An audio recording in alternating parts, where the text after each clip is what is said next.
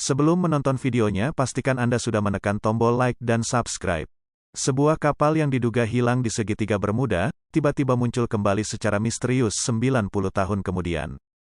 Banyak yang meragukan keaslian berita ini, tapi satu hal pasti setelah lenyap di segitiga Bermuda selama 90 tahun, kapal itu muncul kembali tanpa membawa satu pun awak kapal. Meski terdengar seperti kisah petualangan, namun kejadian itu kabarnya benar-benar terjadi. Seperti diketahui, setiap kapal atau pesawat terbang melintas segitiga Bermuda, akan berakhir dengan misteri. Kapal dan pesawat terbang tersebut seolah-olah hilang tanpa jejak. Banyak yang menduga ini karena ada tarikan gravitasi yang sangat tidak stabil di atas segitiga Bermuda. Salah satu kapal yang lenyap di segitiga Bermuda kemudian muncul kembali 90 tahun kemudian adalah SS Cotopaxi. Kapal ini dilaporkan hilang dekat segitiga Bermuda pada tanggal 1 Desember tahun 1925.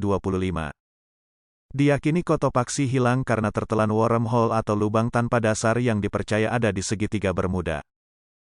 Cotopaxi ditemukan oleh penjaga pantai Kuba saat mereka melihatnya pertama kali pada tanggal 16 Mei tahun lalu. Kapal itu tiba-tiba muncul di dekat zona militer. Setelah gagal melakukan kontak dengan Cotopaxi, penjaga pantai Kuba yakin kapal itu sudah tidak berawak alias menjadi kapal hantu. Mereka kemudian mengirim 3 kapal patroli untuk memeriksa lebih lanjut. Setelah menggeledah Cotopaxi, penjaga pantai Kuba menemukan buku harian kapten kapal.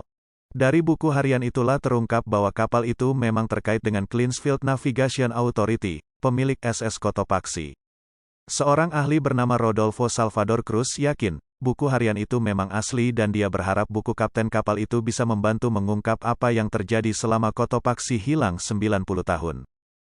Selama ini, segitiga Bermuda dikenal dengan wilayah laut angker. Kejadian-kejadian misterius sering terjadi pada daerah yang dikenal dengan sebutan segitiga Bermuda, kisah-kisah hilangnya kapal yang tidak bisa dijelaskan dengan akal pikiran manusia.